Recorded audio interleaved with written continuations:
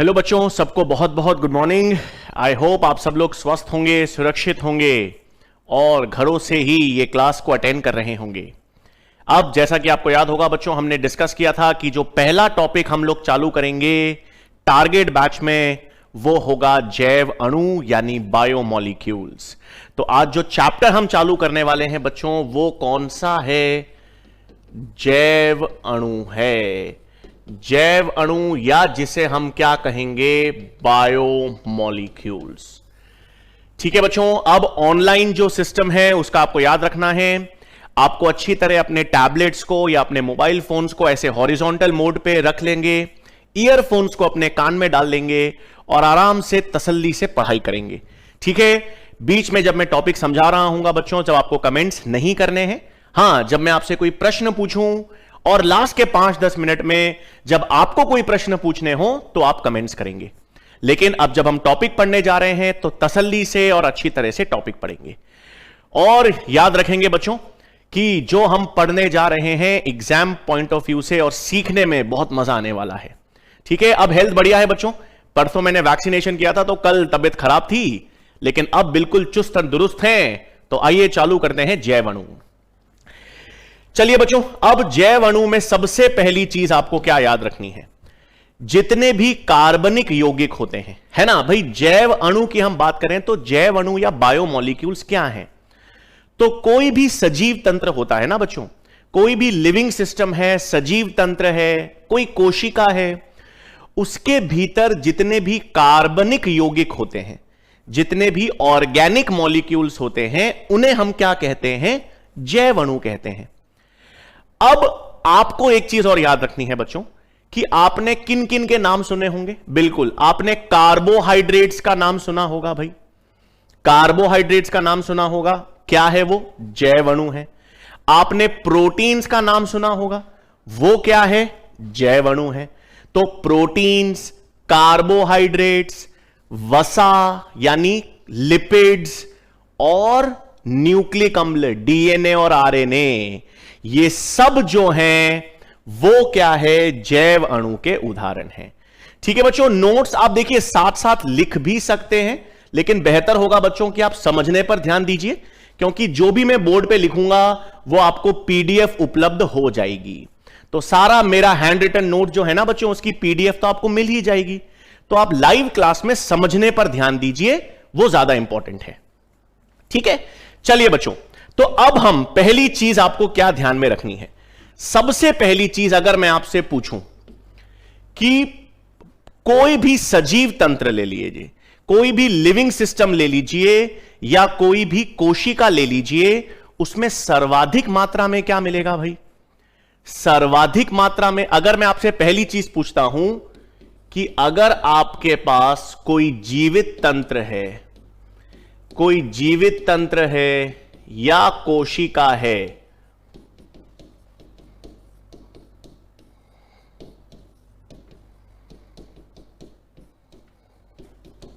कोई भी जीवित तंत्र या कोशिका है बच्चों, उसमें सर्वाधिक मात्रा में आपको क्या मिलेगा? क्या बात है, जवाब भी आने लग गए मेरे पास। तो जीवित तंत्र या कोशिका में सर्वाधिक मात्रा में हमको क्या मिलता है? जल। बिल्कुल सही। तो कोई भी कोशिका है, कोई भी जीवित तंत्र है, उसमें सर्वाधिक मात्रा में क्या मिलेगा बच्चों? आप लोगों को प्रोटीन मिलेगा। प्रोटीन नहीं, क्या मिलेगा भाई? जल मिलेगा। लेकिन जल तो आप सबको मालूम है अकार्बनिक है भाई। जल तो हमारे पास अकार्बनिक यानी इनऑर्गेनिक होता है ना, क्योंकि इसमें तो कार्बन नहीं है। तो जीवित तंत्र या कोशिका में वैसे तो सर्वाधिक मात्रा में क्या मिलेगा? जल। लेकिन जल में कार्बन नहीं है। जल क्या है बच्चों? अकार्बनिक।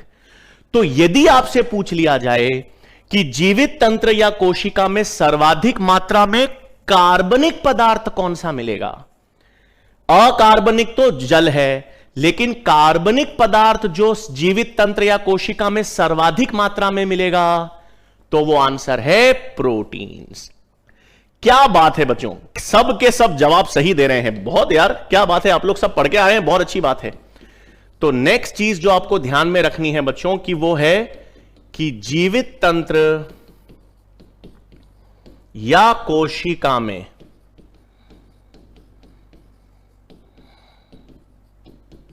सर्वाधिक मात्रा में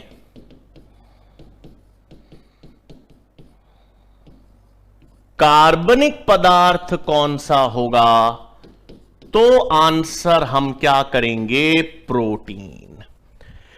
तो दो चीजें आपको याद रखना है बच्चों, एमसीक्यूज की तैयारी करनी है तो जैव अणु में यह सवाल जरूर आते हैं। आपसे पूछ लेंगे जीवित तंत्र में सर्वाधिक मात्रा में कौन सा पदार्थ है, तो आंसर आप जल करेंगे। लेकिन जीवित तंत्र या कोशिका में सर्वाधिक मात्रा में कार्बनिक पदार्थ आपसे पूछ लिए जाएं तो आंसर क्या करेंगे, प्रोटीन्स करेंगे। अच्छा, एक और चीज याद रखिएगा, यह भी आपसे पूछ सकते हैं कि एक सजीव तंत्र में, एक जीवित तंत्र में सबसे अधिक मात्रा में तत्व कौन सा होगा। अगर तत्व या एलिमेंट पूछ लें तो आंसर ऑक्सीजन करिएगा। ठीक है, अगर आपके पास तत्व पूछ लें कि भाई एक कोशिका में, एक जीवित तंत्र में सर्वाधिक मात्रा में तत्व कौन सा होगा, एलिमेंट कौन सा होगा, तो ऑक्सीजन। तो आंसर क्या करेंगे, ऑक्सीजन। तो नेक्स्ट याद रखना है, जीवित तंत्र या कोशिका में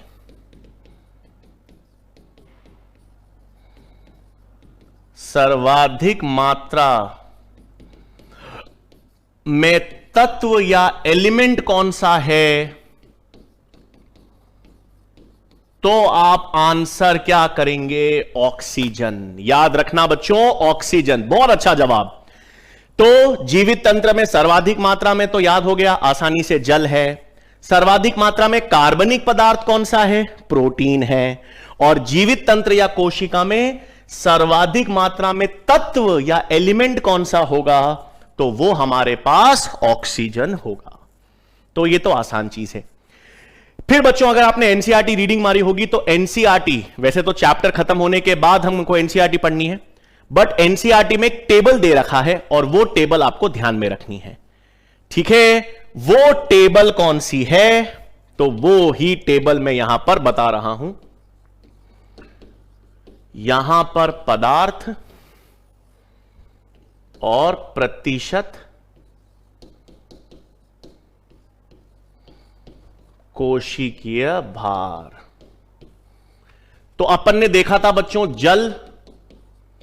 जल की मात्रा कोशिका में कितनी होती है, 70 से 90%। 70 से 90%। सर्वाधिक मात्रा में कोशिका के अंदर क्या मिलता है बच्चों, जल मिलता है। जल के भाग कितना है, 70 से 90%। फिर कार्बनिक पदार्थ सर्वाधिक मात्रा में प्रोटीन है, कितना होता है बच्चों, 10 से 15%। जल कितना है, 70 से 90%। प्रोटीन कितना है, 10 से 15%। फिर अपने पास आते हैं बच्चों न्यूक्लिक अम्ल। न्यूक्लिक अम्ल जिसके उदाहरण क्या होते हैं, डीएनए और आरएनए। डीएनए और आरएनए किसका उदाहरण है भाई, न्यूक्लिक अम्ल का। और न्यूक्लिक अम्ल कितना होता है, 5 से 7%। फिर आपके पास कार्बोहाइड्रेट्स। कार्बोहाइड्रेट्स कितने होंगे बच्चों, लगभग 3%। फिर वसा यानी लिपिड्स कितने, 2%। और फाइनली आपके पास आयंस या खनिज, वो कितने हो गए, 1%। तो ये आपको याद रखना है अच्छी तरह। ये टेबल इंपॉर्टेंट है, एनसीईआरटी में दे रखी है। तो क्वेश्चन आप पे पास आ सकता है बढ़ते हुए से घटते हुए क्रम या घटते हुए से बढ़ता हुआ क्रम। आपसे पूछ लिया जाए, ये देखो मैंने टेबल किस फॉर्म में बनाई है, बढ़ते से घटते हुए क्रम। सर्वाधिक मात्रा में कोशिका के अंदर जल मिलेगा 70 से 90%, प्रोटीन 10 से 15%, न्यूक्लिक अम्ल 5 से 7%, कार्बोहाइड्रेट्स, वसा। तो ये एनसीईआरटी में दे रखा है, अच्छी तरह से आपको ध्यान रखना है। बिल्कुल हम देखेंगे प्रदीप जी, जैव मंडल में आगे बताऊंगा, जैव मंडल में सर्वाधिक मात्रा में, पूरे जैव मंडल में सर्वाधिक मात्रा में हमको क्या मिलता है, सेल्यूलोज। वो अपन कार्बोहाइड्रेट्स में पढ़ेंगे। बिल्कुल सही प्रदीप जी। ऑक्सीजन तो बेटा तत्व होता है ना। यहां पर तो अपन पदार्थ यौगिकों की बात कर रहे हैं ना, कंपाउंड्स की। तत्व ऑक्सीजन तो सिर्फ एक तत्व है, एलिमेंट है ना। तो बिल्कुल बच्चों ये चार्ट आपको याद रखना है। जल, प्रोटीन्स, न्यूक्लिक अम्ल, कार्बोहाइड्रेट्स, वसा और आयंस। अब इस चैप्टर में क्या करना है, इस चैप्टर में हम सारे जैव अणु ही तो पढ़ने वाले हैं, और बहुत आसानी से पढ़ेंगे और बहुत मजे से पढ़ेंगे, कोई प्रॉब्लम नहीं आएगी। अब सबसे पहले तो हम किसकी बात करेंगे, सबसे पहले तो हम आज किसकी बात करेंगे भाई, आज हम प्रोटीन्स चालू करेंगे। ठीक है, आज हम सबसे पहली कौन सा जैव अणु पढ़ने वाले हैं, प्रोटीन्स के बारे में पढ़ने वाले। बिल्कुल, सेल्यूलोज कार्बोहाइड्रेट होता है। क्या बात है भाई, यार जबरदस्त होशियार स्टूडेंट्स है भाई, सब लोग पहले से पढ़ के आ रहे हैं, मजा आने वाला है, बहुत अच्छी। तो आज अपन सबसे पहले क्या पढ़ेंगे भाई बच्चों, प्रोटीन्स।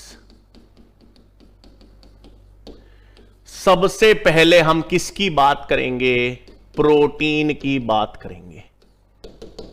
सही। अब मुझे एक चीज याद रखना भाई, हां, अरे वाह क्या बात है। अब सुनो, प्रोटीन्स के बारे में हमको क्या क्या मालूम है। प्रोटीन्स के अलावा, इनके अलावा और कुछ नहीं है, ये रहे बेटा, सब तो देख लिए, जैव अणु तो यही तो है सारे। अब प्रोटीन्स के बारे में हमको क्या क्या मालूम चल गया, हमको सबसे पहले यह मालूम चल गया कि प्रोटीन्स जो हैं वो एक कोशिका के अंदर सर्वाधिक मात्रा में पाए जाने वाले क्या हैं, कार्बनिक यौगिक हैं। तो हमको पहला बिंदु इनके बारे में क्या मालूम चल गया भाई, कि ये जीवित तंत्र में सर्वाधिक मात्रा के कार्बनिक पदार्थ हैं। तो जीवित तंत्र में सर्वाधिक मात्रा के कार्बनिक पदार्थ कौन से हैं, प्रोटीन्स हैं, पहली चीज। दूसरा, प्रोटीन्स के उदाहरण सुने आपने, अगर अपन प्रोटीन्स के उदाहरण बनाए, मानव शरीर में ही प्रोटीन्स के उदाहरण देखें, तो ये आपके नाखून में, बालों में कौन सा प्रोटीन होता है बच्चों, हमारे नाखून में, बालों में कौन सा प्रोटीन होता है, केराटिन प्रोटीन है। अपने आरबीसी के भीतर कौन सा प्रोटीन होता है, हीमोग्लोबिन। पेशियों में संकुचन में कौन से प्रोटीन काम करते हैं, एक्टिन, मायोसिन। प्रतिरक्षा में कौन काम करती हैं, एंटीबॉडीज। वो एंटीबॉडीज क्या होती हैं, प्रोटीन्स। ठीक है, एंजाइम्स, शरीर में पाचन की प्रक्रिया, श्वसन की प्रक्रिया, इन सब का उत्प्रेरण कौन करती है, एंजाइम्स। एंजाइम्स रासायनिक रूप से क्या होती हैं, प्रोटीन्स। तो एंजाइम्स प्रोटीन्स हैं, एंटीबॉडीज प्रतिरक्षा में काम करने वाली प्रोटीन्स हैं, हीमोग्लोबिन गैसों के स्थानांतरण में काम करने वाला प्रोटीन है, इंसुलिन, ग्लूकागॉन, कुछ हार्मोन्स होते हैं, कुछ हार्मोन्स होते हैं, वो भी रासायनिक रूप से प्रोटीन्स हैं। तो इतने अलग अलग तरह के प्रोटीन्स हैं अपने शरीर में। एंजाइम्स हैं, प्रतिरक्षा के प्रोटीन्स हैं, गैसों के स्थानांतरण में प्रोटीन्स हैं, आपके पास पेशीय संकुचन में काम करने वाले प्रोटीन्स हैं, हार्मोन्स हैं जो काफी प्रोटीन्स हैं। तो इतने अलग अलग प्रकार के प्रोटीन्स हैं, इसका मतलब ये सबसे विविध प्रकार के कार्बनिक यौगिक होते हैं। तो प्रोटीन्स के बारे में दूसरा बिंदु क्या हो गया भाई, कि शरीर में या जीवित तंत्र में सबसे विविध प्रकार के कार्बनिक यौगिक भी कौन से होंगे, प्रोटीन्स। तो आपके पास दूसरा बिंदु क्या आ गया बच्चों, यह सबसे विविध प्रकार। देखो बच्चों याद रखना, मैं हमेशा अंग्रेजी टर्म साथ में लिखूंगा, और अंग्रेजी टर्म्स आपको हर चीज के आने चाहिए। सुन लेना, हिंदी मीडियम के स्टूडेंट्स अपन लोग हैं, लेकिन आपको अंग्रेजी टर्म्स याद होने चाहिए बच्चों। अंग्रेजी टर्म्स इसलिए याद होने चाहिए कि नीट में जब क्वेश्चन पेपर आता है ना, तो बाय चांस हिंदी के प्रश्न में यदि कोई गलती हो तो अंग्रेजी वाला ऑप्शन सही माना जाता है। तो हमेशा बच्चों आप लोग अभी से आदत डाल देना, आगे आप एमबीबीएस पढ़ोगे तो एमबीबीएस में भी अंग्रेजी में ही पढ़ाई होती है, एमबीबीएस में हिंदी में नहीं होती एमबीबीएस। तो अभी से इसी स्तर से अंग्रेजी टर्म्स याद करना और अंग्रेजी टर्म्स समझना जरूरी है। अभी से आप चालू कर दीजिएगा, आपको बहुत फायदा आएगा आगे। तो मैं हर बार हिंदी के आगे एक अंग्रेजी टर्म जरूर लिखूंगा ताकि अंग्रेजी में आपको आगे प्रॉब्लम ना हो। ठीक है बच्चों, तो सबसे विविध प्रकार के यानी डाइवर्स, सबसे विविध प्रकार के कार्बनिक अणु हैं।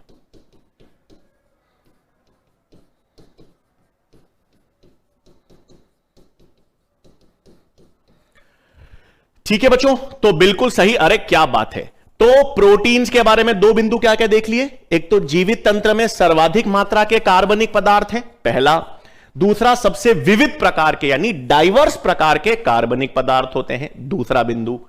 तीसरा तो आप लोगों ने कमेंट्स करके बता ही दिया है, ये छोटे अणु होते हैं या बड़े अणु। आप लोगों ने बता ही दिया सर ये तो बड़े अणु हैं।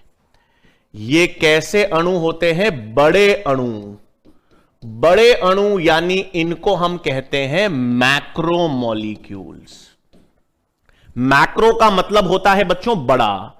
मैक्रो का मतलब क्या होता है? बड़ा। मैक्रो मतलब बड़ा, इसलिए बड़े अणु हैं यानी मैक्रोमोलिक्यूल्स।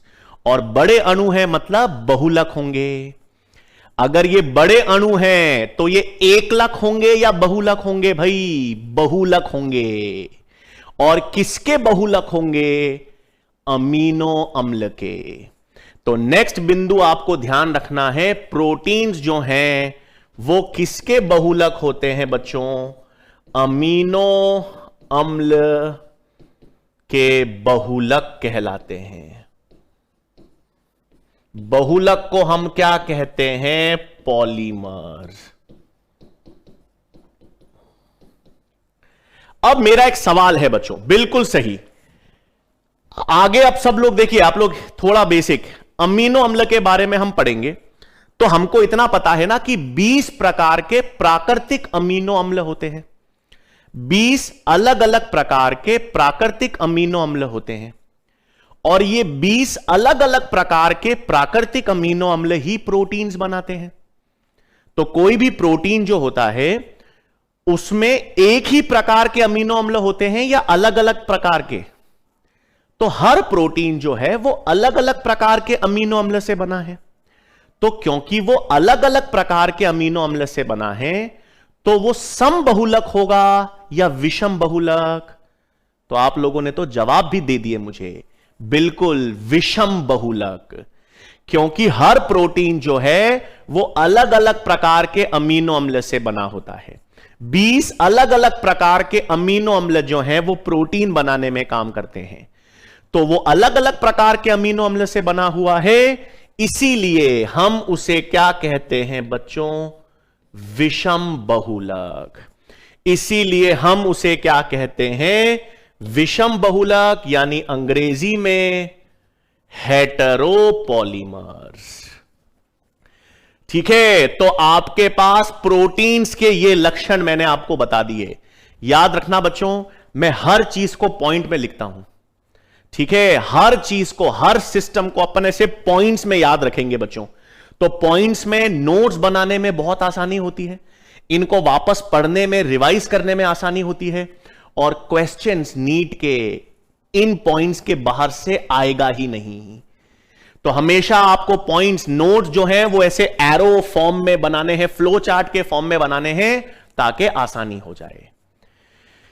ठीक है, अब जीन भी विषम बहुलक है? नहीं बेटा, हां बेटा, जीन तो डीएनए का ही भाग है ना, तो जीन को भी आप विषम बहुलक कह सकते हो। बहुत अच्छा।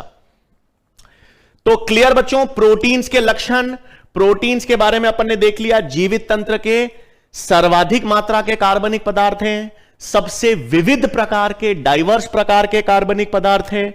छोटे तो अणु है नहीं, बड़े अणु हैं। और बड़े अणु हैं इसका मतलब विषम बहुलक हैं। और किसके विषम बहुलक? अमीनो अम्ल के। वैसे तो प्राकृतिक अमीनो अम्ल जो है, प्राकृतिक अमीनो अम्ल 20 प्रकार के हैं, लेकिन नए खोजे गए हैं बच्चों। मैं आपको 21वां अमीनो अम्ल भी बताऊंगा, 22वां अमीनो अम्ल भी बताऊंगा। ठीक है, प्राकृतिक रूप से 20 अमीनो अम्ल पढ़ते थे अपन, नई एनसीईआरटी में 21 लिखा हुआ है। 22 भी बता दूंगा, बता सब दूंगा आपको, धीरे धीरे मस्त रहो आप लोग, सब बता दूंगा और कोई दिक्कत नहीं आएगी। चलो तो अब देखो भाई, सबसे पहले अपन बात किसकी करेंगे अब? अमीनो अम्ल की, क्योंकि अमीनो अम्ल की, अरे चलो, अमीनो अम्ल की श्रृंखला है, ठीक है। अमीनो अम्ल की चेन या श्रृंखला भी कह सकते हो बच्चों आप, प्रोटीन्स को बिल्कुल कह सकते हो, ठीक है। तो अमीनो अम्ल की चेन या अमीनो अम्ल की श्रृंखला, अमीनो अम्ल के विषम बहुलक जो हैं वो प्रोटीन्स होते हैं, ठीक है। अरे सब पढ़ेंगे बेटा, है ना, प्रोटीन्स, कार्बोहाइड्रेट्स, वसा, इस चैप्टर में सब पढ़ेंगे, बेस फाउंडेशन बनाएंगे अपन बायोलॉजी के लिए, बिल्कुल ठीक है बच्चों। चलो अब एक एक करके सबसे पहले अपन किसकी बात करेंगे भाई? सबसे पहले तो आज यदि हम सबसे पहले अमीनो अम्ल की बात करेंगे, तो हम आज सबसे पहले तो किसकी बात करेंगे? Amino acids.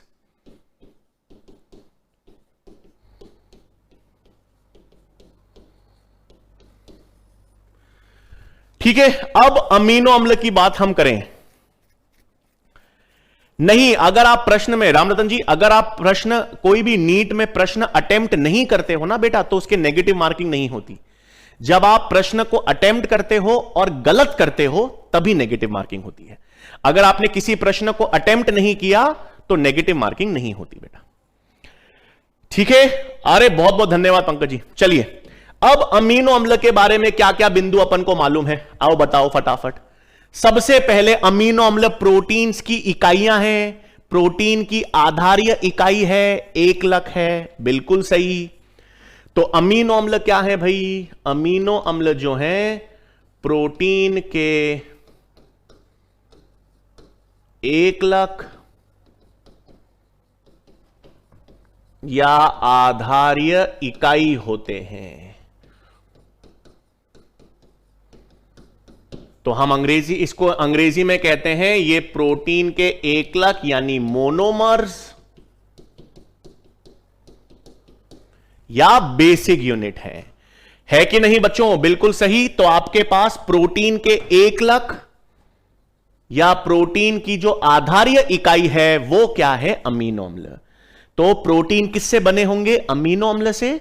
तो अमीनो अम्ल ही प्रोटीन के एकलक हैं या जिसे कहते हैं आधारीय इकाई। बिल्कुल बच्चों, प्रीवियस वाले में ऐड कर सकते हैं, बिल्कुल। अब ध्यान रखेंगे, अब दूसरा पॉइंट भाई, अमीनो अम्ल की बात करें अपन तो अमीनो अम्ल की संरचना देखेंगे। अब अमीनो अम्ल की क्या बात करें बच्चों? अगर हम संरचना की, अमीनो अम्ल की किसकी बात करें? संरचना की। कार्बन डाइऑक्साइड को हम जैव अणु नहीं मानते लोकेश बेटा, कार्बन डाइऑक्साइड एक गैस है, उसको हम जैव अणु में शामिल नहीं करते, ठीक है बेटा। अब अमीनो अम्ल की संरचना ध्यान देंगे बच्चों, तो अमीनो अम्ल की संरचना में क्या होता है? एक केंद्रीय कार्बन होगा, केंद्रीय कार्बन है जिसे अपन अल्फा कार्बन कहते हैं, ठीक है। तो एक केंद्रीय कार्बन है जिसे हम क्या कहते हैं? अल्फा कार्बन कहते हैं।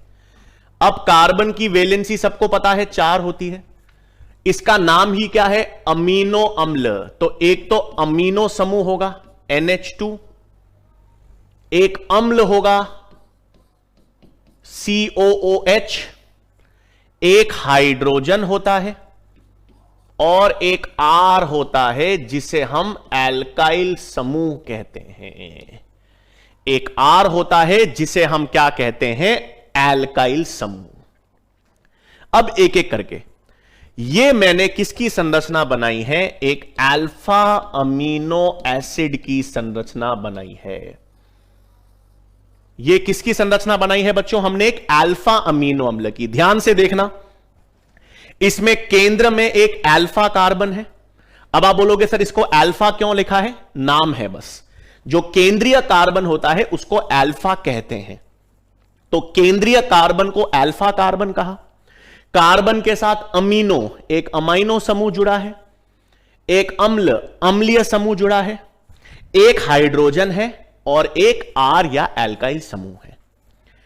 सबसे पहले तो आप लोगों को मीथेन की संरचना तो सबको मालूम है बच्चों, मीथेन तो क्या होता है CH4, ये सबको मालूम है, हम सबको मालूम है कि ये मीथेन की संरचना है CH4। अब मीथेन और अमीनो अम्ल को देखो तो मीथेन से H हटा एल्काइल समूह आया, दूसरा H हटा एसिडिक समूह आया, ये एक और H हटा अमीनो समूह आया। तो मीथेन के H जो हैं, मीथेन के हाइड्रोजन को प्रतिस्थापित करके क्या बना सकते हैं, अमीनो अम्ल। और ऐसा ही बना, पृथ्वी पर जब जीवन की उत्पत्ति हुई ना, तो ये अमीनो अम्ल बने कैसे भाई?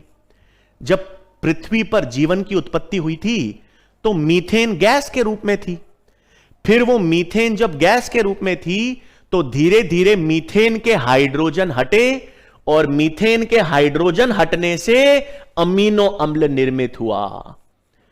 तो मीथेन के प्रतिस्थापन से किसका निर्माण होता है, अमीनो अम्ल का। इसलिए हम अमीनो अम्ल को प्रतिस्थापित मीथेन्स कह सकते हैं, कह सकते हैं कि नहीं। तो आपको नेक्स्ट बिंदु क्या ध्यान में रखना है कि अमीनो अम्ल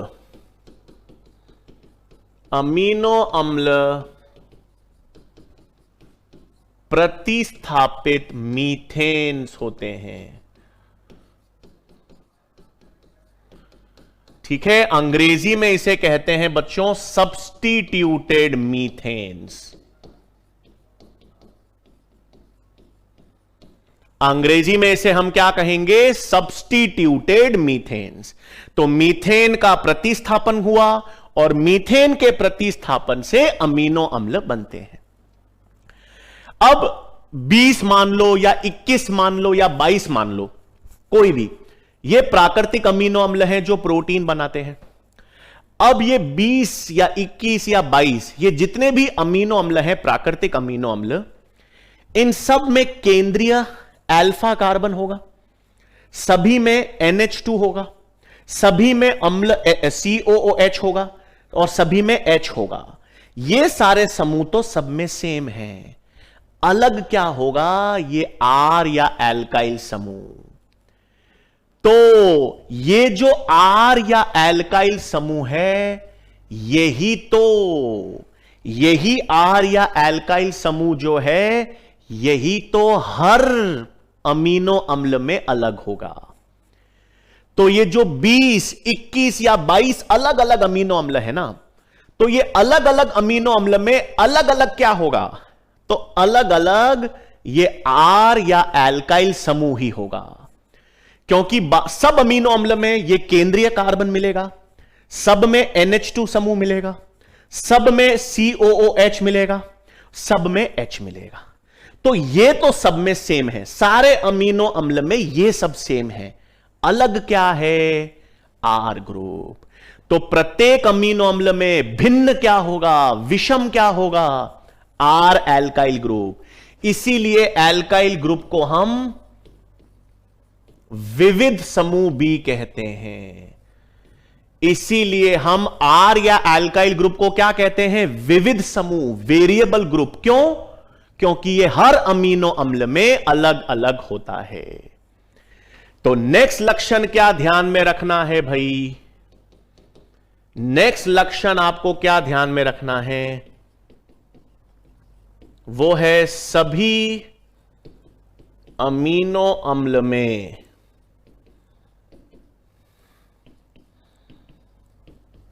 R ग्रुप भिन्न होता है और इसीलिए हम R ग्रुप को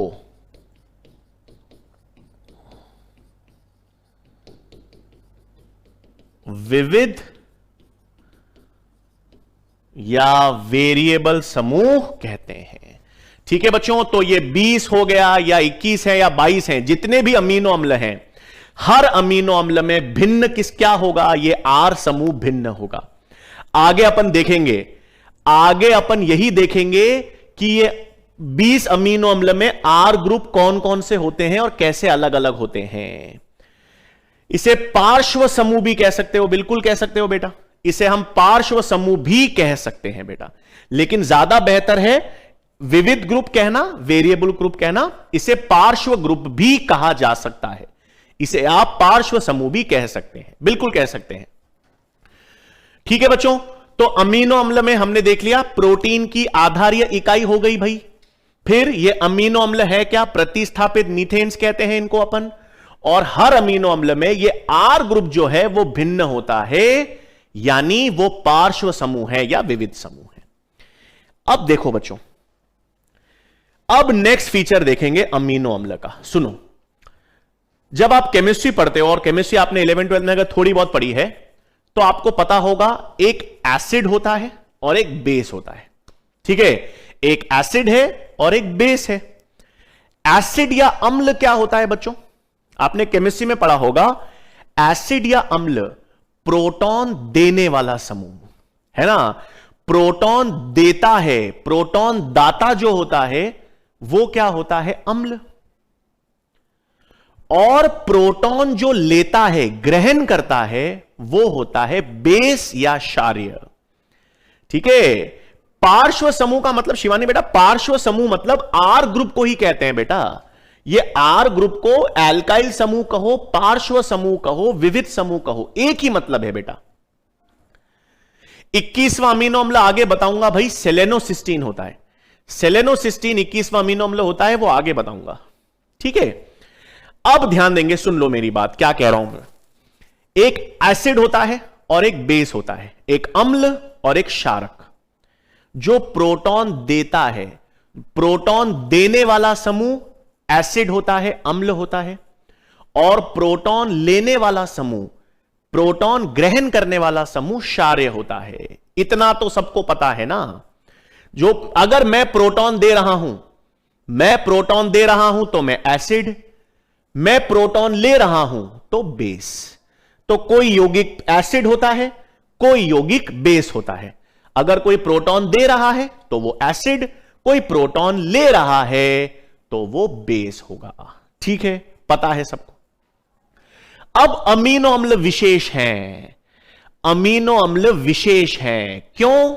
इधर देखो, अमीनो अम्ल में ये जो है COOH, ये एसिडिक समूह है। एसिडिक समूह है मतलब ये H+ दे सकता है। अमीनो अम्ल है वो एसिड दे सकता है, ये वाला समूह। ये COOH एसिड क्यों कहते हैं? किसी को भी एसिड क्यों कहते हैं? क्योंकि वो H+ दे सकता है। अब अमीनो अम्ल में ये एसिडिक समूह है, अम्लीय समूह है, क्योंकि ये प्रोटॉन दे सकता है। और ये NH2 प्रोटॉन ले सकता है, ये क्षारक भी है। इधर देखो बच्चों, एक सेकेंड। अब आप बोलोगे सर ये एसिडिक ग्रुप क्यों है? ये एसिडिक ग्रुप इसलिए है बच्चों क्योंकि ये प्रोटॉन दे सकता है। प्रोटॉन इसने दे दिया, इसलिए ये एसिड है, अम्ल है। और ये NH2 ये ले सकता है, ये प्रोटॉन ले सकता है, इसलिए ये है बेस। ठीक है भाई, एक चीज सुन लो भाई, जिनका बेस थोड़ा कमजोर है, फाउंडेशन याद रखना, मैंने कहा था 0 से बताऊंगा चीजें। एसिड का मतलब होता है जो H+ छोड़ सकता है। ये मैंने H+ छोड़ दिया तो मैं एसिड, और मैंने H+ ले लिया तो मैं बेस, क्षारक। तो ये एसिडिक समूह क्यों है बच्चों? क्योंकि इसने H+ छोड़ दिया। इसने H+ छोड़ दिया तो ये COO- बन गया, इसलिए ये अम्ल है। और ये NH2 क्षारक क्यों है, बेस क्यों है? क्योंकि ये H+ ले लेता है, ये H+ ग्रहण कर लेता है, इसलिए। अब अमीनो अम्ल विशेष क्यों है भाई? अमीनो अम्ल विशेष क्यों है? क्योंकि अमीनो अम्ल में ये दोनों समूह मौजूद हैं। अमीनो अम्ल में ये दोनों समूह मौजूद हैं भाई। प्रोटॉन देने वाला अम्ल भी है और प्रोटॉन लेने वाला क्षारक भी है। मतलब अमीनो अम्ल एसिड और बेस दोनों के रूप में काम कर सकता है भाई, है ना। ऑनलाइन ऑफलाइन दोनों है। हम पढ़ रहे हैं ऑनलाइन, लेकिन मजा आ रहा है ऑफलाइन वाला अगर, तो दोनों है। तो एसिड और बेस दोनों। तो अमीनो अम्ल विशेष क्यों है भाई? क्योंकि अमीनो अम्ल में के एसिडिक समूह और बेसिक समूह दोनों हैं, अम्लीय और क्षारीय समूह दोनों मौजूद हैं। और जब दोनों मौजूद होते हैं तो ऐसे अणु को हम उभयाधर्मी या एम्फोटेरिक पदार्थ कहते हैं। ठीक है, अभी आवेश पे ध्यान मत दो, चार्ज बाद में बताऊंगा। अभी यह समझो कि अमीनो अम्ल में क्या क्या है, सुन लो। तो आपके पास क्या बिंदु आ गया भाई? ये जो अमीनो अम्ल है, अमीनो अम्ल में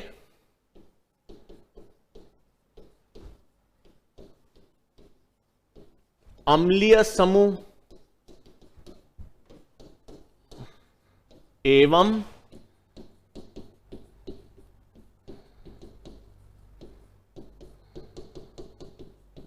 क्षारीय समूह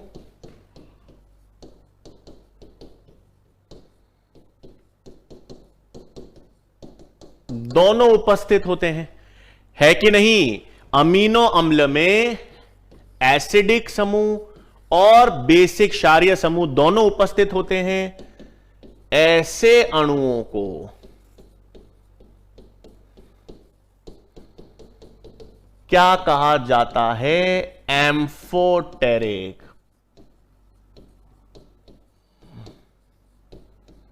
उभयाधर्मी।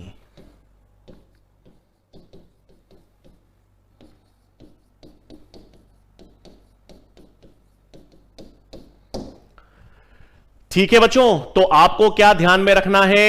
हमारे पास अमीनो अम्ल में क्या मौजूद है? अम्लीय समूह एसिडिक भी है और क्षारीय समूह बेस दोनों हैं। तो वो एसिड और बेस दोनों उपस्थित होते हैं, और जब एसिड और बेस दोनों उपस्थित होंगे तो ऐसे अणु को हम क्या कहेंगे? एम्फोटेरिक। ठीक है, अब क्या होता है सुनो। अब क्या होगा अगर आप किसी भी अमीनो अम्ल को जल में घुल दो? ठीक है, अगर आप किसी भी अमीनो अम्ल को, सुनो, अमीनो अम्ल को यदि आप जल में स्थानांतरित करोगे,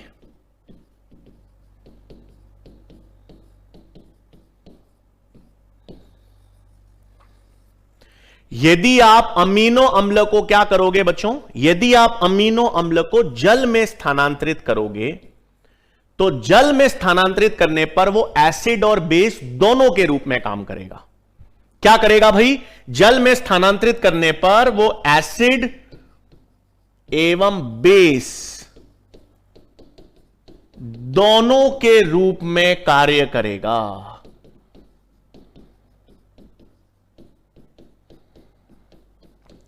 तो आपने क्या किया बच्चों? जैसे ही अमीनो अम्ल को जल में स्थानांतरित कर दिया, जैसे ही अमीनो अम्ल को आपने जल में स्थानांतरित कर दिया तो वो किसके रूप में काम करेगा?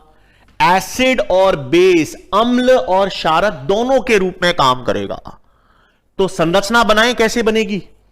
अम्ल और क्षारक दोनों के रूप में काम करेगा तो कैसा होगा भाई? इधर देखो कैसा होगा। ये रहा R, ये रहा H। अम्ल के रूप में काम करेगा तो प्रोटॉन देगा, अम्ल के रूप में काम करेगा तो प्रोटॉन देगा, तो क्या रह गया? COO minus. और क्षारक के रूप में काम करेगा तो, क्षारक के रूप में काम करेगा तो प्रोटॉन लेगा प्लस, है कि नहीं? ये अम्ल के रूप में काम कर रहा है और क्षारक दोनों के रूप में काम कर रहा है। इस अमीनो एसिड को हमने कह दिया ज्विटर आयन। इस अमीनो एसिड को हमने क्या कह दिया? ज्विटर आयन कह दिया भाई। तो मैंने आपसे कहा अमीनो अम्ल को आपने जैसे ही जल में डाल दिया, आपने जैसे ही अमीनो अम्ल को जल में डाल दिया, वो क्या होगा? वो किसके रूप में काम करेगा? वो अम्ल और क्षारक दोनों के रूप में काम करता है।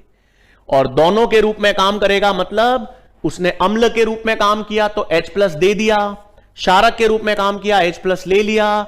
ऐसे अमीनो अम्ल को कहते हैं ज्विटर आयन। और इस ज्विटर आयन पर नेट चार्ज नेट आवेश क्या होगा भाई, उस पर नेट चार्ज, नेट आवेश क्या होगा, 0। नेट चार्ज या नेट आवेश क्या होगा भाई, 0, क्योंकि एक प्लस है एक माइनस है, नेट चार्ज क्या हो गया, 0। बिल्कुल सही। तो अमीनो अम्ल ज्विटर आयन के रूप में कब काम करेगा बच्चों, जब जैसे आपने अमीनो अम्ल को पानी में डाल दिया, पानी में डाल दिया तो वो किसके रूप में काम करेगा, ज्विटर आयन के रूप में काम करेगा।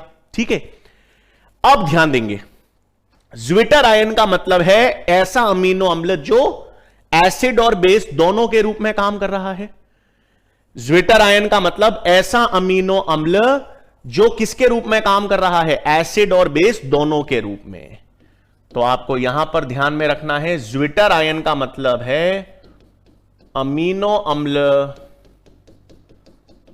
जो एसिड एवं बेस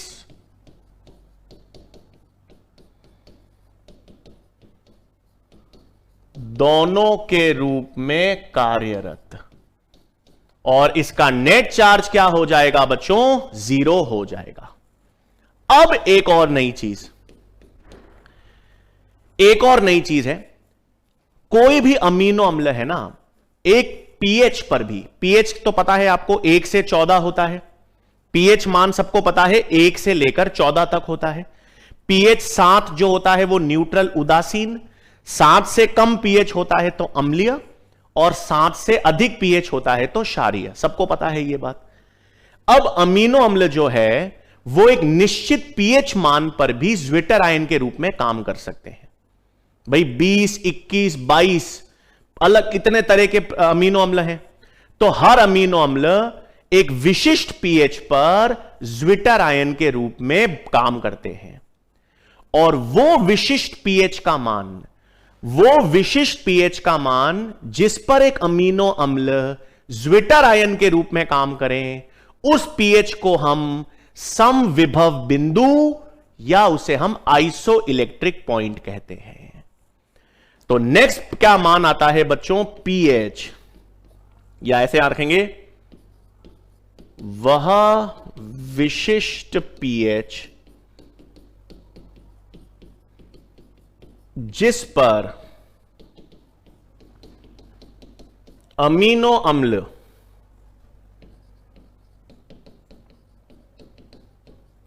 ज्विटर आयन के रूप में कार्य करे, उसे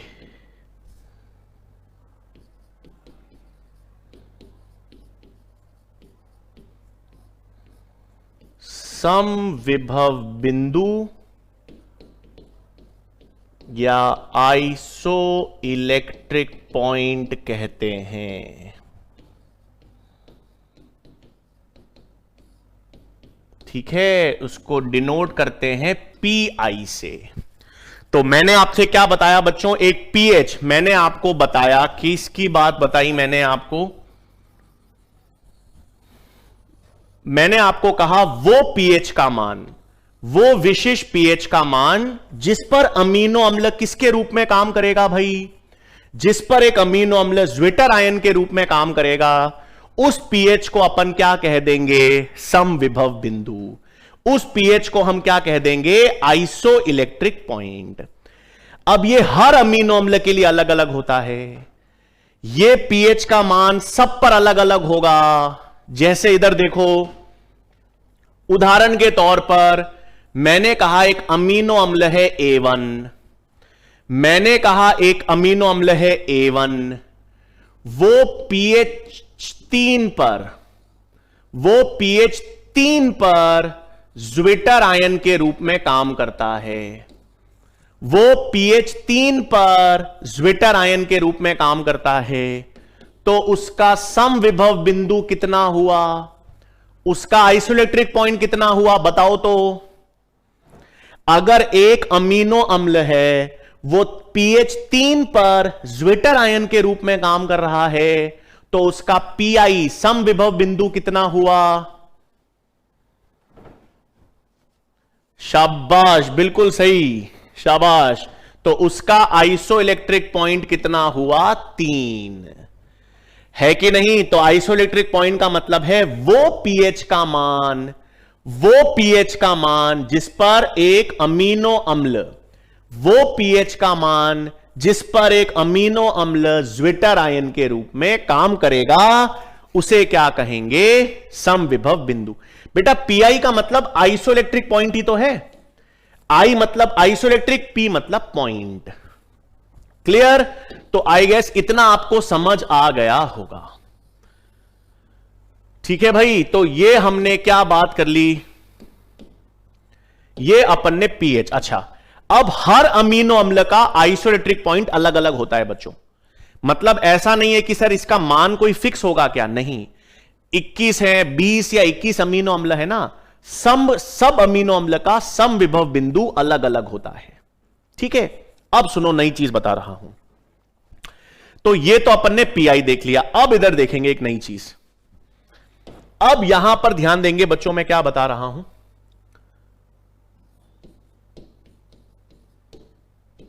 ये मैंने एक ज्विटर आयन बना दिया।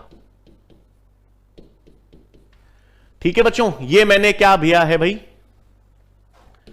ये हमने एक क्या बना दिया है? Zwitter ion. क्या बनाया बच्चों मैंने यहां पर?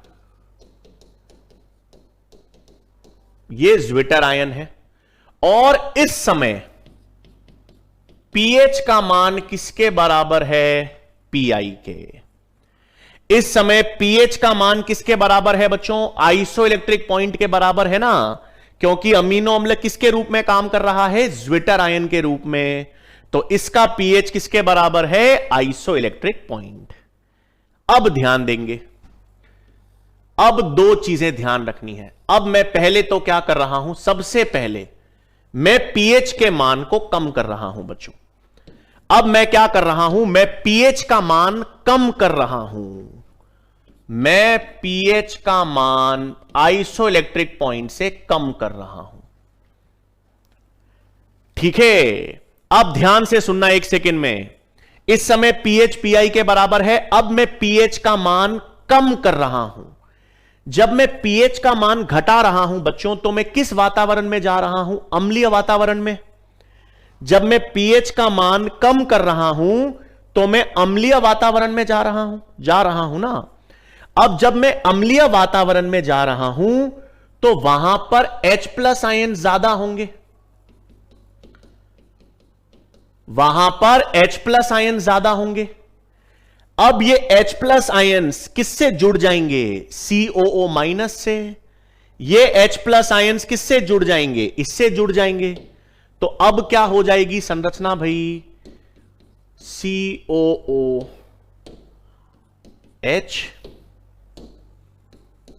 RH NH3+। क्या आवेश आ गया बच्चों अमीनो अम्ल पर? इस अमीनो अम्ल पर क्या आवेश आ गया? पॉजिटिव, धनात्मक आवेश आ गया।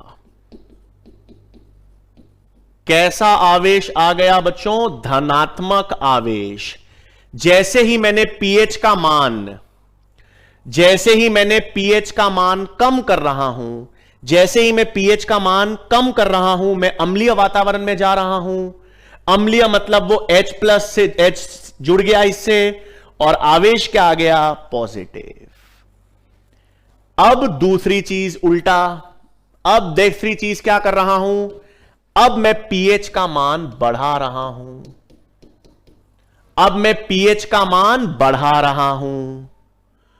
पीएच का मान बढ़ाऊंगा तो मैं क्षारीय वातावरण में जा रहा हूं। पीएच का मान बढ़ेगा तो OH की तरफ। अब यहां से OH है तो NH3 का H ये वाटर के रूप में निकल जाएगा। ये OH है तो ये NH3 का H, इससे H+ जुड़ेगा तो H2O वाटर निकल जाएगा। तो अब क्या बचेगा? यहां पर NH2 ही बच जाएगा। C alpha COO- R और H। अब इस पर क्या आवेश आ गया भाई? इस पर क्या आवेश आ गया? ऋणात्मक यानी नेगेटिव चार्ज। तो देखो भाई, वापस समझ लो अच्छी तरह से क्या हो रहा है। वापस इस पर अब क्वेश्चन भी कराऊंगा, इस पर क्वेश्चन भी कराऊंगा, ध्यान से सुन लेना वापस। मैंने एक ज्विटर आयन लिया था। मैंने क्या लिया था बच्चों? एक ज्विटर आयन लिया था। ज्विटर आयन का मतलब था पीएच किसके बराबर था? पीआई। पीएच किसके बराबर था? पीआई। फिर मैंने आपको पहली अवस्था बताई जिसमें मैंने पीएच का मान कम किया। जब मैं पीएच का मान कम करूंगा, अम्लीय वातावरण में जाऊंगा तो H+ इससे जुड़ जाएगा, केवल ये पॉजिटिव चार्ज रह गया। तो अमीनो अम्ल पर चार्ज क्या आ गया? धनात्मक आवेश। फिर जैसे ही दूसरी तरफ मैंने जैसे ही पीएच का मान बढ़ाया, मैं क्षारीय वातावरण में गया, तो वहां पर इसका H निकल गया, NH3 से H निकलकर वाटर बन गया। तो आपके पास क्या आवेश आ गया? ऋणात्मक। मतलब जब पीएच का मान आइसोइलेक्ट्रिक पॉइंट से कम होता है, जब पीएच का मान आइसोइलेक्ट्रिक पॉइंट से कम होता है, तो उस पर चार्ज क्या आ जाएगा? धनात्मक। उस पर चार्ज क्या आ जाएगा? पॉजिटिव। और जब पीएच का मान ज्यादा होगा आइसोइलेक्ट्रिक पॉइंट से, जब पीएच का मान ज्यादा हो जाएगा आइसोइलेक्ट्रिक पॉइंट से, तो वो किस पर आवेश क्या आ जाएगा? नेगेटिव। ठीक है। एसिड एंड बेस तो ये रहा ना बेटा, ज्विटर आयन है जो एसिड और बेस दोनों के रूप में काम कर रहा है। क्लियर? अब इस पे क्वेश्चन करेंगे बच्चों। अब इस कॉन्सेप्ट पर क्या करते हैं? क्वेश्चंस। ठीक है। जैसे ही पीएच का मान आपने कम कर दिया, जैसे ही पीएच का मान आपने कम कर दिया, तो क्या हो गया? Positive charge. जैसे ही पीएच का मान आपने बढ़ा दिया, उस पर चार्ज क्या आ गया? मैग्नेट। ठीक है। अब ध्यान देंगे, अब ध्यान देंगे, बिल्कुल कॉमन आयन इफेक्ट कह सकते हो। अब क्वेश्चन ध्यान देंगे बच्चों। मेरे पास 3 अमीनो अम्ल हैं, A1, A2 और A3। 3 अमीनो अम्ल हैं भाई, A1, A2 और A3। तीनों का इसका आइसोइलेक्ट्रिक पॉइंट है 4, इसका आइसोइलेक्ट्रिक पॉइंट है 6, इसका आइसोइलेक्ट्रिक पॉइंट है 8। 3 अलग अलग अमीनो अम्ल है बच्चों, तीनों का आइसोइलेक्ट्रिक पॉइंट मैंने आपको दे रखा है। और तीनों को हमने किस पे रखा है? तीनों को मैंने pH 6 पर रखा है। तीनों को मैंने किस पर रखा है? pH 6 पर। तो आपको यह बताना है A1, A2 और A3 पर आवेश क्या क्या होगा। A1, A2 और A3 पर आवेश कहां कहां होगा। ठीक है बेटा। वाटर कहां बना पाए जी? बेटा इधर वाटर कहां बना? यहां देखो बेटा, ये OH था, यहां से एक H निकलेगा ना बेटा, तो यहां से एक H निकलेगा और OH इसलिए बन गया बेटा। तो क्वेश्चन देख लो भाई, A1, A2, A3 3 अमीनो अम्ल हैं। A1 का आइसोइलेक्ट्रिक पॉइंट 4 है, B का आइसोइलेक्ट्रिक पॉइंट 6 है, तीसरे का थर्ड का आइसोइलेक्ट्रिक पॉइंट 8 है। तीनों को pH 6 पर रखा है। जवाब आने लग गए हैं बच्चों मेरे पास, बहुत बढ़िया।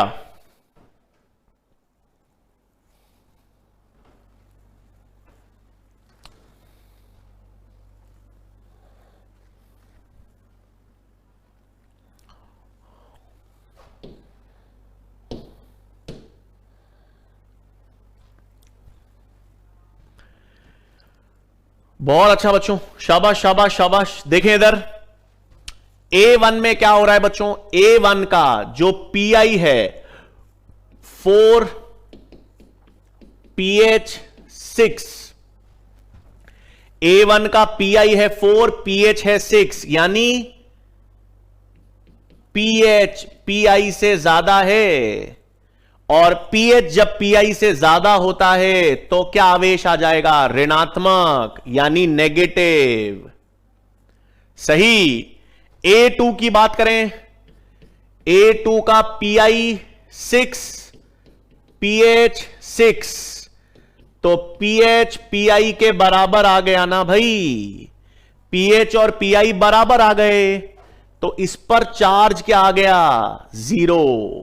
पीएच और पीआई बराबर हो गए ना, क्या हो गया, 0। A3 में क्या है, A3 का पीआई है 8, पीएच है 6, मतलब पीएच पीआई से कम है, पीएच पीआई से कम है। पीएच जब कम होता है, पीएच जब पीआई से कम होता है तो क्या चार्ज आता है, पॉजिटिव।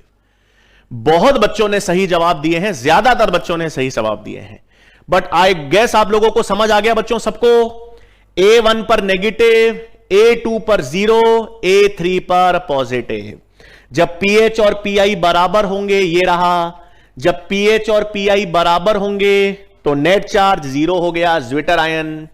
जब पीएच का मान कम होगा, जब पीएच का मान कम होगा पीआई से तो पॉजिटिव चार्ज, और जब पीएच ज्यादा होगा पीआई से तो नेगेटिव चार्ज। हां, A2 ज्विटर आयन है प्रदीप जी, नहीं, A2 ज्विटर आयन के रूप में काम कर रहा है बेटा। ज्विटर आयन तो सब पर होंगे, जैसे A1 है, A1 का पीआई 4 है, इसको मैं पीएच 4 पे रख दूं तो इसका भी ज्विटर आयन बन जाएगा। A3 का पीआई 8 है, इसको मैं पीएच 8 पे रख दूं तो यह भी ज्विटर आयन बन जाएगा।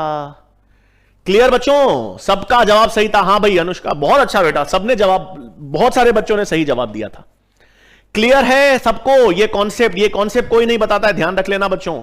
ये चार्ज कौन सा आता है, ये क्वेश्चंस एम्स में पूछे जाते हैं, ओलंपियाड्स में भी पूछे जाते हैं, ठीक है।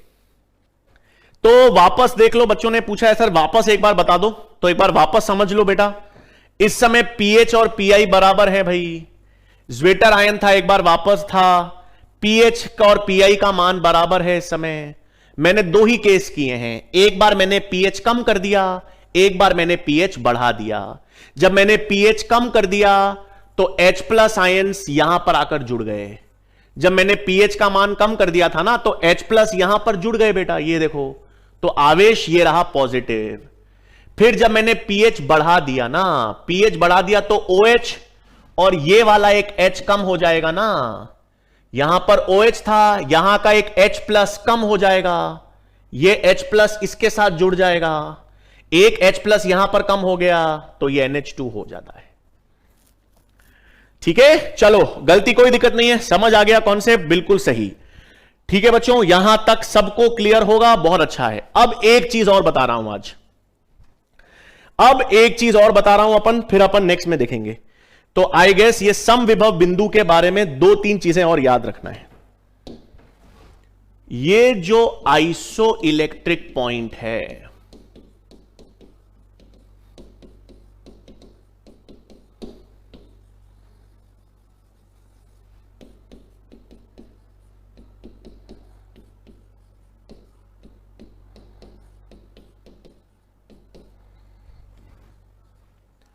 इस चीज में आप रखना है बच्चों। अब एक और चीज याद रखनी है कि ये जो समविभव बिंदु है ना, ये हर अमीनो अम्ल के लिए अलग अलग होगा, इसका कोई निश्चित मान नहीं है। 21 या 22 अलग अलग तरह के अमीनो अम्ल होते हैं ना, तो हर अमीनो अम्ल का समविभव बिंदु अलग अलग होगा। तो आपको ध्यान रखना है, प्रत्येक अमीनो अम्ल का समविभव बिंदु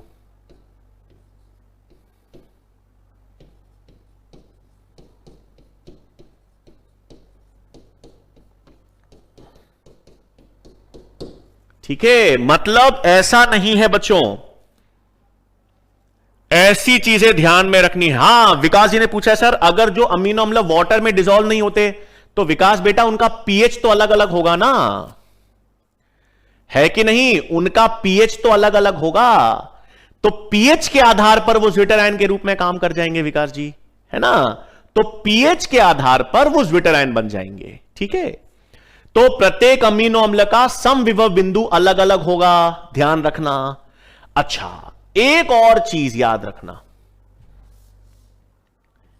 एक और चीज याद रखना बच्चों, समविभव बिंदु पर, समविभव बिंदु पर पीआई है क्या? अरे पीआई ही तो समविभव बिंदु है। अरे भाई पीआई को लिखते ऐसे हैं भाई, आई मतलब आइसो इलेक्ट्रिक, पी मतलब पॉइंट, ये लिखते हैं इसको, आई कैपिटल लिखते हैं, पी छोटा लिखते हैं बस। समविभव बिंदु को ही तो पीआई कहते हैं, आइसो इलेक्ट्रिक पॉइंट। और इस पर आपको याद रखना है, आइसो इलेक्ट्रिक पॉइंट पर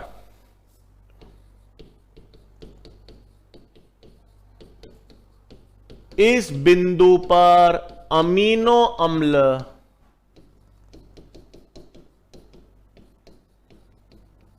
का नेट चार्ज 0 हो जाता है। ठीक है, इस बिंदु पर अमीनो अम्ल का नेट चार्ज क्या हो जाएगा भाई? 0 हो जाएगा। क्लियर भाई? तो ये आइसोइलेक्ट्रिक पॉइंट का बिंदु मैंने आपको बता दिया। अब यहां पर क्या पढ़ेंगे अपन? नेक्स्ट चीज, अब नेक्स्ट चीज ध्यान देंगे। अब सुन लो, अमीनो अम्ल आपस में जुड़ेंगे, और अमीनो अम्ल जब आपस में जुड़ेंगे तभी तो प्रोटीन बनेगा। और इतना आपको मालूम होगा बच्चों कि अमीनो अम्ल आपस में किसके द्वारा जुड़ते हैं? अमीनो अम्ल आपस में पेप्टाइड बंध के द्वारा जुड़ते हैं। तो अमीनो अम्ल आपस में किस बंध के द्वारा जुड़ेंगे भाई? पेप्टाइड बंध के द्वारा जुड़ते हैं। तो अब कैसे बनेंगे, इधर ध्यान देंगे।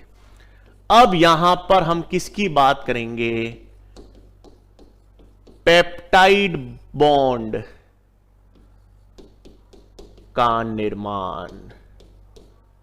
अब यहां पर हम किसकी बात करेंगे भाई? पेप्टाइड बंध जो है वो कैसा होगा? 0 कैसे होगा भाई? इन्होंने पूछा है सर बेटा 0 अमीनो एसिड का नेट चार्ज 0 ही होगा ना। आइसो इलेक्ट्रिक पॉइंट पर अमीनो अम्ल ज्विटर आयन के रूप में काम करेगा। अमीनो अम्ल के रूप में समविभव बिंदु पर अमीनो अम्ल किसके रूप में काम करेगा? Zwitter ion. ज्विटर आयन का नेट चार्ज क्या होगा? 0। ठीक है, अब यहां पर देखेंगे बच्चों, अमीनो अम्ल बनाते हैं, आ जाओ। NH2 C अल्फा COOH,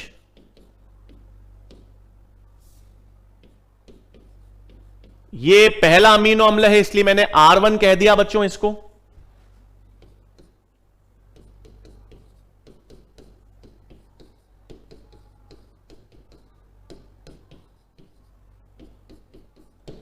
और ये दूसरा अमीनो अम्ल है। तो ठीक है, ये मैंने क्या बना दिए भाई? 2 अमीनो अम्ल मैंने बना दिए हैं। ठीक है, इसको यहां पर ले लेते हैं। अब ये 2 अमीनो अम्ल है बच्चों। अब क्या होगा? ध्यान देंगे, दोनों अमीनो अम्ल को आपस में जोड़ना है। अब दोनों जोड़ना है तो दोनों आपस में जुड़ेंगे तो बंध के द्वारा। दोनों आपस में जुड़ेंगे ना, अमीनो अम्ल आपस में जुड़ेंगे तो एक कोवेलेंट बंध बनेगा, और उस बंध को, बॉन्ड को क्या कहते हैं? Peptide bond. तो अब यहां पर बॉन्ड कैसे बनेगा भाई? यहां से OH निकला और यहां से एक H निकलेगा। तो क्या निकला बच्चों? H2O, जल निकल गया ना। यहां से OH और यहां से H, तो क्या निकाल दिया बच्चों मैंने? एक जल निकाल दिया। जब जल निकलता है तो उसे क्या कहते हैं? निर्जलीकरण। जब जल निकलता है तो उसे हम क्या कहते हैं? निर्जलीकरण या डिहाइड्रेशन। अब वाटर निकल गया बच्चों, तो अब क्या बचा? अब क्या होगा? NH2 C alpha H R1। यहां पर क्या बच गया? यहां पर क्या बच गया बच्चों? सिर्फ CO। और यहां पर क्या बचा? NH। यहां पर क्या बचा? NH। यहां पर क्या बचा? CO। यहां पर क्या बचा? NH। बस बाकी सब तो सेम है।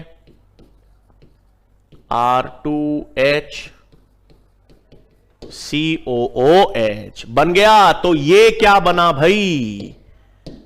ये CONH बंध, ये CO और ये NH, ये जो बंध है CONH बंध, इसी बंध को हम क्या कहते हैं?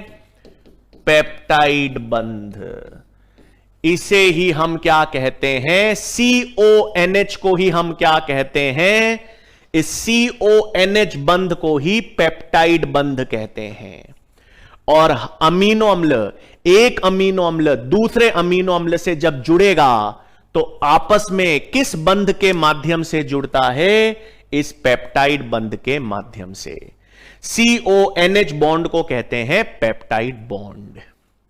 अब इस पेप्टाइड बंध के कुछ लक्षण आपको ध्यान में रखने हैं। इस पेप्टाइड बंध के कुछ लक्षण आपको ध्यान में रखने हैं। क्या क्या लक्षण याद रखने हैं? सबसे पहले, पेप्टाइड बंध का जो निर्माण हो रहा है वो जल के निष्कासन के द्वारा हो रहा है।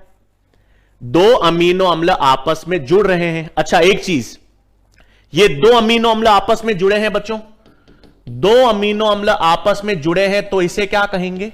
डाइपेप्टाइड। दो अमीनो अम्ल आपस में जुड़े हैं तो इसे क्या कहेंगे? डाइपेप्टाइड। तीन अमीनो अम्ल आपस में जुड़ेंगे तो ट्राइपेप्टाइड। चार अमीनो अम्ल आपस में जुड़ेंगे तो टेट्रापेप्टाइड। पांच अमीनो अम्ल जुड़ेंगे पेंटापेप्टाइड। और कई सारे अमीनो अम्ल जुड़ जाएंगे, कई सारे अमीनो अम्ल जुड़ते हैं तो पॉलीपेप्टाइड। कई सारे अमीनो अम्ल जुड़ जाएंगे तो उसे क्या कहेंगे? पॉलीपेप्टाइड। ठीक है, तो ये जो CONH बंध है, सबसे पहले तो ये CONH बंध क्या है? पेप्टाइड बंध है। पहली चीज, कैसे बन रहा है? जल के निष्कासन के द्वारा, यानी निर्जलीकरण के द्वारा बन रहा है। दूसरा पॉइंट। तीसरा पॉइंट, ये पेप्टाइड बंध जो है इसमें CONH, ये देखो आप केमिस्ट्री में पढ़ते हो ना, ये ट्रांस कॉन्फ़िगरेशन में है। अगर CONH एक ही दिशा में होते बच्चों तो वो सिस होता। अगर CONH एक ही दिशा में होते तो उसको सिस रूप कहते हैं। लेकिन इसमें CO ऊपर है, NH नीचे है, तो ये कौन सा अवस्था है? ट्रांस अवस्था है। और हमेशा पेप्टाइड बंध किस अवस्था में मिलते हैं? इस ट्रांस अवस्था में मिलते हैं। तो पेप्टाइड बंध का निर्माण में क्या क्या याद रखोगे भाई? पेप्टाइड बंध दो अमीनो अम्ल को जोड़ते हैं। किस तरह के हैं? एक तरह के कोवेलेंट बंध हैं, निर्जलीकरण के द्वारा बन रहे हैं, और हमेशा किस रूप में होंगे भाई? ट्रांस कॉन्फ़िगरेशन में होंगे। अरे पेप्टाइड बंध अलग है भाई, अमाइड बंध नहीं है, ये पेप्टाइड बंध है। ठीक है, अमीनो अम्ल को जोड़ रहा है। अब लिख लें लक्षण इसमें अपन। अब क्या ध्यान में रखोगे पेप्टाइड बंध के बारे में भाई?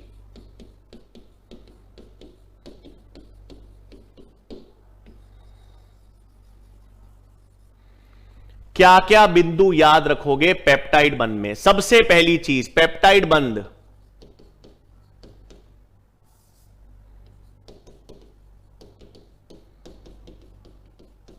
अमीनो अम्ल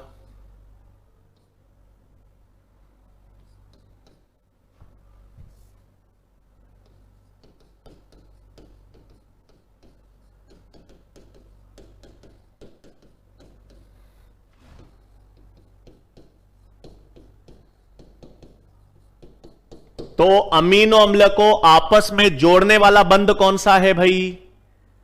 अमीनो अम्ल को आपस में जोड़ने वाला बंध कौन सा है? पेप्टाइड बंध है।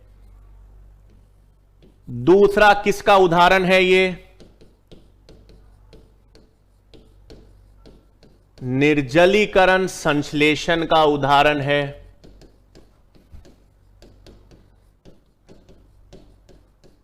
किसका उदाहरण है? निर्जलीकरण संश्लेषण, यानी जिसे हम क्या कहते हैं?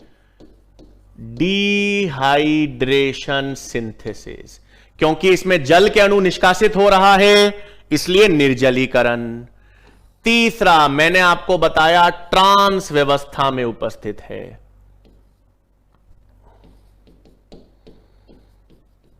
ट्रांस संरचना का मतलब है CONH हमेशा अलग अलग होंगे, हां, किसी को भी ऊपर लिख सकते हो, किसी को भी नीचे लिख सकते हो। CO अगर नीचे लिखोगे तो NH ऊपर होगा, CO ऊपर लिखोगे तो NH नीचे होगा। बस दोनों हमेशा ट्रांस एक दिशा में नहीं हो सकते। तो ट्रांस संरचना का उदाहरण है, ट्रांस संरचना हमेशा एक ऊपर होगा, एक नीचे होगा, इससे ज्यादा स्टेबिलिटी आती है। अब आप सोच रहे हैं सर ऐसा क्यों सर, दोनों एक ही दिशा में क्यों नहीं होते? तो दोनों विपरीत दिशा में होते हैं ताकि ज्यादा स्थायी, ज्यादा स्टेबल हो सके। दीपक बेटा कोवेलेंट बॉन्ड क्या होता है? बेटा केमिस्ट्री में आप केमिकल बॉन्डिंग पढ़ोगे ना, तो क्या आपने आयनिक बंध होता है, कोवेलेंट बंध होता है, जो इलेक्ट्रॉन की शेयरिंग से बनता है उसे कोवेलेंट बंध कहते हैं भाई। ठीक है, जो इलेक्ट्रॉन्स की शेयरिंग से बनता है बेटा वो कोवेलेंट बॉन्ड होता है। 11th में एटॉमिक स्ट्रक्चर में आप नहीं पढ़ते बेटा, केमिकल बॉन्डिंग में नहीं पढ़ते होता, बंध के प्रकार। तो ये किसका उदाहरण हो गया भाई? ट्रांस संरचना का उदाहरण भी है। तो अमीनो अम्ल का आपस में जोड़ने वाला बंध है, निर्जलीकरण संश्लेषण है, और किसका उदाहरण है? ट्रांस संरचना का। अब क्या ट्रांस का ऑपोजिट क्या होता है? सिस रूप। ट्रांस का ऑपोजिट अगर ये एक ही दिशा में हो तो उसे सिस कहते हैं। और एग्जाम्पल ऑफ कोवेलेंट, बिल्कुल सही। अब क्या है भाई? अब पेप्टाइड बंध के बारे में ये तो मैंने बता दिया। अब एक नया सवाल है बच्चों मेरे पास। मेरा सवाल यह है, ध्यान से सुनना। मैंने कहा बच्चों 3 अमीनो अम्ल हैं, 3 अमीनो अम्ल, प्रत्येक का भार 150 डाल्टन्स है। 3 अमीनो अम्ल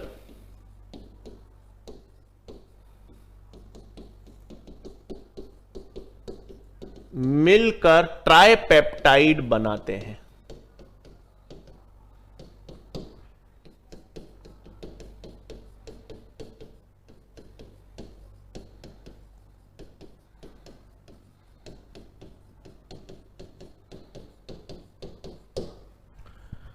ठीक है बच्चों, तो अब ध्यान रखना है, 3 अमीनो अम्ल है, 3 अमीनो अम्ल, प्रत्येक का भार 150 डाल्टन्स है।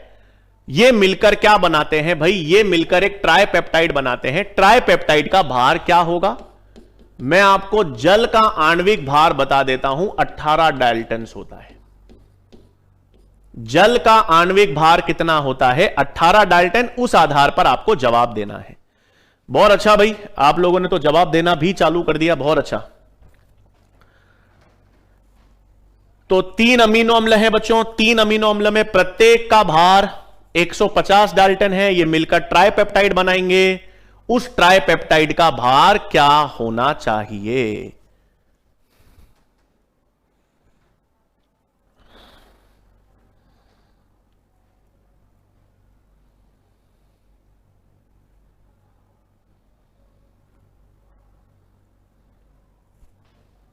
काफी बच्चों ने जवाब सही दे रहे हो बेटा, बहुत अच्छा। कुछ कुछ गलतियां कर रहे हैं कुछ बच्चे, बाकी ज्यादातर बच्चे सही जवाब दे रहे हैं, बिल्कुल सही। देखें भाई, 3 अमीनो अम्ल मान लो, मैंने कहा A1, A2 और A3, 3 अमीनो अम्ल हैं। तीनों का भार कितना है भाई? 150, 150 और 150। तीनों का भार कितना है? 150, 150, 150 है कि नहीं? अब यहां पर ये दोनों जुड़ेंगे तो एक जल का अणु निकलेगा, और ये दोनों जुड़ेंगे तो 2 जल के अणु निकलेंगे। जब 2 अमीनो अम्ल जुड़ते हैं तो एक जल का अणु निकलता है। 3 अमीनो अम्ल जुड़ेंगे तो 2 जल के अणु निकलेंगे ना। तो 2 जल के अणु मतलब 18 यहां पर, 18 यहां पर, तो टोटल कितने होंगे? 150 प्लस 150 प्लस 150, 450, माइनस कितना करेंगे? 36। तो आंसर क्या आएगा भाई? 414 डाल्टन्स। तो आंसर क्या आएगा? 414 डाल्टन्स। क्लियर भाई आंसर? 3 अमीनो अम्ल थे, प्रत्येक का भार याद रखना, एक का नहीं है, प्रत्येक अमीनो अम्ल का भार। तो तीनों का भार 150 150 150, तो वैसे तो तीनों मिलकर कितना बनाएंगे 450, लेकिन दो जल के अणु निष्कासित होंगे। एक जल के अणु का भार 18 होता है, 3 जल के अणु निकालना नहीं है भाई, गलती मत कर देना बच्चों। 3 अमीनो अम्ल जुड़ेंगे तो 2 ही तो पेप्टाइड बंध बनेंगे, तो 2 ही जल के अणु निकलेंगे, याद रखना। अरे क्लियर है बच्चों, ये बात समझ आ गई सबको? आंसर सबका 414, 414 माइनस कर दिया 36, यहां पर 18, 1 और 2 जल के अणु माइनस करेंगे भाई, 2 जल के अणु माइनस करेंगे तो -36। आंसर कितना आ गया 414। ठीक है बच्चों, तो पीआई की डेफिनेशन लिखा चुका हूं भाई मैं।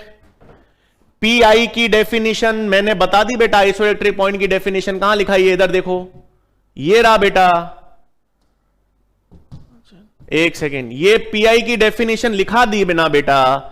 वह विशिष्ट पीएच जिस पर अमीनो एसिड ज्विटर आयन के रूप में कार्य करता है उसे समविभव बिंदु कहते हैं। ये रही पीआई की डेफिनेशन बेटा, सबकी परिभाषा ये देखो, ये रही परिभाषा पीआई की। पीआई की परिभाषा बता दी ना, 150 में से माइनस नहीं होगा। 150 में से कैसे माइनस करोगे भाई? एक अमीनो अम्ल में से कैसे जल को निकाल दोगे? एक ही जल कब निकलेगा? जब पेप्टाइड बंध बनेगा या अमीनो अम्ल से ही जल निकल जाएगा?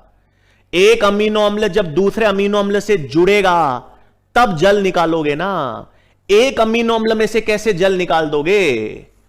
तो 3 अमीनो अम्ल हैं, 1 2 3, तीनों आपस में जुड़ेंगे, तीनों आपस में जुड़ेंगे, जब पेप्टाइड बंध बनेगा तभी तो जल निकलेगा।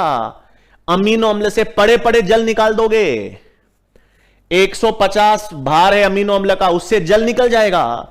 जल तब निकलेगा जब वो पेप्टाइड बंध बनाएगा। अरे ज्विटर आयन काम क्या करते हैं? अमीनो अम्ल है भाई, अमीनो अम्ल अलग अलग पीएच पर अलग अलग रूप में काम करता है। तो जब उसका पीएच और उसका पीआई बराबर हो जाते हैं तब वो ज्विटर आयन के रूप में काम करता है। हां, बना सकते हो बेटा, रिकॉर्डेड वीडियो से नोट्स बना सकते हो बिल्कुल, और उसमें कुछ ऐड करना हो तो इसमें से ऐड कर सकते हो। नहीं लिखते भाई पीआई को आईपी क्यों नहीं लिखते? आईपी आयनाइजेशन पोटेंशियल होता है, इसलिए आईपी बहुत सारे अलग अलग नाम होते हैं, इसलिए पीआई कहते हैं उसको। पीएच का फुल फॉर्म होता है Ramratan ji, power of hydrogen.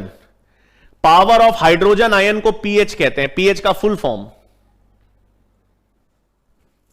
जितने पेप्टाइड बंध होंगे उतने ही वाटर निकलेंगे, बिल्कुल सही। जितने पेप्टाइड बंध बनेंगे उतने ही वाटर निकलेंगे भाई। क्वेश्चन में पूछा जाए अमीनो अम्ल कितने होते हैं तो आंसर 20 ही रखना भाई। 21 और 22 तो नए अमीनो अम्ल हैं जिनके नाम मैं बताऊंगा, लेकिन 20 अमीनो अम्ल ही याद रखने हैं, प्राकृतिक अमीनो अम्ल। इस संडे से टेस्ट नहीं होगा भाई, टेस्ट आपका 3 संडे के बाद से चालू होगा। अभी तो क्लास चालू हुई है बच्चों टारगेट की, अभी तो हमने इतना टॉपिक ही कवर नहीं करेंगे ना। आपके जो टेस्ट हैं वो 3 संडे बाद से चालू होंगे और फिर हर संडे टेस्ट होंगे। एमटीजी की बेटा, एमटीजी फिंगर टिप्स करके आती है, एमटीजी फिंगर टिप्स आती है बेटा। उत्कर्ष के मॉड्यूल है बेटा, लेकिन उत्कर्ष के मॉड्यूल केवल ऑफलाइन स्टूडेंट्स के लिए है बेटा, ठीक है ना। ऑफलाइन स्टूडेंट्स के लिए मॉड्यूल उपलब्ध है।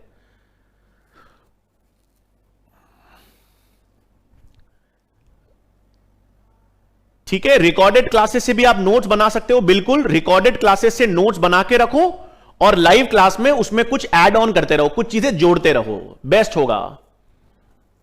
ठीक है, बढ़िया लगा, बहुत अच्छी बात है बच्चों। ऑप्शन में 21 हो तो भी हां 20 ही करना बेटा, क्योंकि समरी में 21 लिखा हुआ है। 21 और 22 नए खोजे गए अमीनो अम्ल हैं, 20 ही ध्यान रखने हैं आपको, 2 नए बता दूंगा मैं।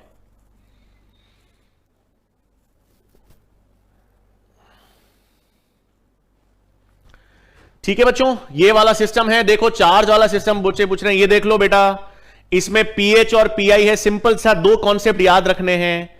पहला कॉन्सेप्ट याद रखना है कि जैसे ही पीएच का मान कम हो जाएगा, जैसे ही pH का मान PI से कम हो जाएगा उस पर चार्ज पॉजिटिव आएगा, और जैसे ही pH का मान ज्यादा हो जाएगा PI से तब उस पर ऋणात्मक चार्ज आ जाएगा। ठीक है।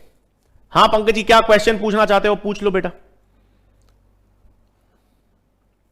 ठीक है। और अपनी बुक में देखना बच्चों, आपके जितने भी कोर्स जिन्होंने लिया है ना, उसमें बायोमोलिक्यूल्स की पूरी बुक अपलोड हो गई है, उसमें क्वेश्चंस भी आपको मिल जाएंगे पूरा, जब क्वेश्चंस और उसके वीडियो सॉल्यूशन सब उपलब्ध हैं। जितने अमीनो अम्ल आपस में जुड़ेंगे उससे एक कम पेप्टाइड बॉन्ड बनेगा। बिल्कुल सही।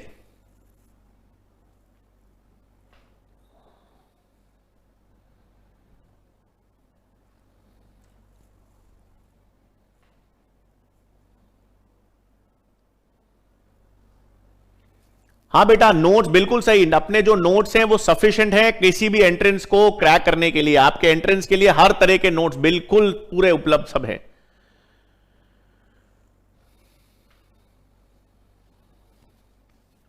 आप लोग बच्चों अपने लाइब्रेरी को देखिएगा, अपने लाइब्रेरी में जाना, अपने लाइब्रेरी में आपको सब कुछ उपलब्ध हो जाएगा, इसके सब चीजें हैं।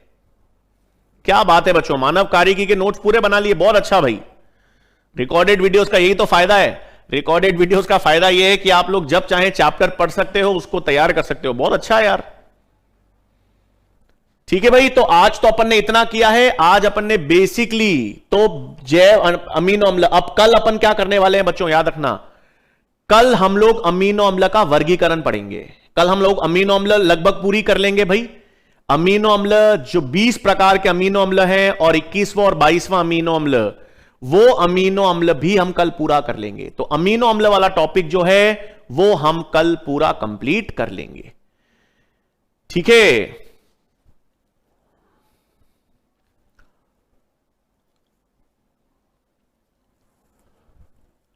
ट्राइपेप्टाइड कहां का बेटा? ट्राइपेप्टाइड तो ट्राइपेप्टाइड का मतलब है 3 अमीनो अम्ल जुड़े हुए हैं। 2 अमीनो अम्ल जुड़ते हैं तो डाइपेप्टाइड, 3 अमीनो अम्ल जुड़ते हैं इसलिए ट्राइपेप्टाइड। ट्राइपेप्टाइड, डाइपेप्टाइड अमीनो अम्ल की संख्या पर है, पेप्टाइड बॉन्ड की संख्या पर नहीं है।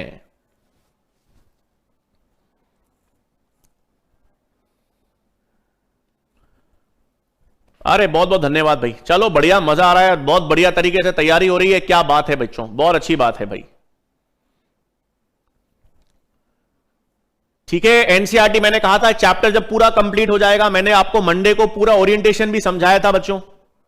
ठीक है, पूरा ओरिएंटेशन बताया था। जब चैप्टर पूरा कंप्लीट हो जाएगा तब एनसीईआरटी पढ़ना। ठीक है, चैप्टर पूरा कंप्लीट करने के बाद एनसीईआरटी पढ़ेंगे और उसके बाद प्रीवियस ईयर के क्वेश्चंस जो सॉल्व करेंगे।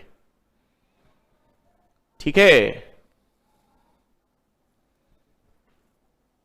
अरे क्या बात है, पूरा वीडियो भाई कमाल है यार। बच्चे मैसेज करते हैं सर हमने तो पूरे वीडियोस, सारे वीडियोस देख लिए हैं, सबके नोट्स बना लिए हैं। बच्चों बहुत अच्छी बात है भाई। ठीक है, प्रीवियस ईयर क्वेश्चन सब हैं भाई। ऐप पे थोड़ा टटोलो तो सही, ऐप को अच्छी तरह अपनी लाइब्रेरी को खोलो तो सही, रिफ्रेश करो, सब मिल जाएगा उसमें। ठीक है, ये चैप्टर रेगुलर चलेगा। हाँ तो चैप्टर तो पूरा कंप्लीट ही होगा ना बेटा ये।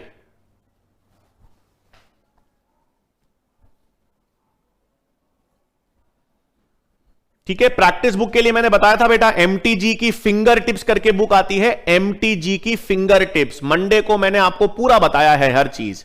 हिंदी के क्वेश्चन बैंक करने के लिए अगर एक बुक चाहिए तो वो है एमटीजी की फिंगर टिप्स, वो वाली बुक।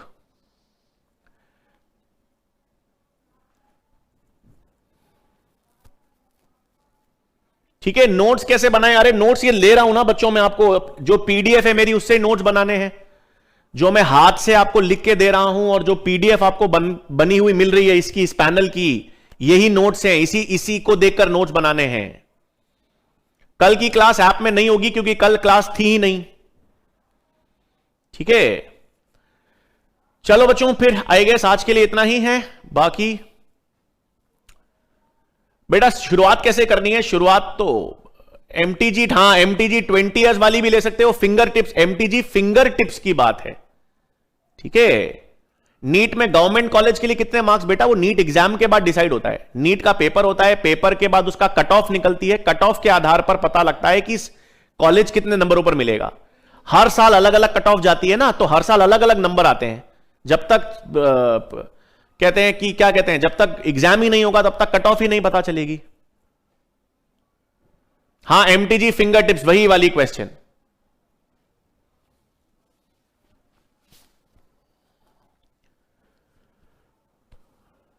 ठीक है बच्चों, चलिए बहुत बहुत धन्यवाद, कल मुलाकात होगी।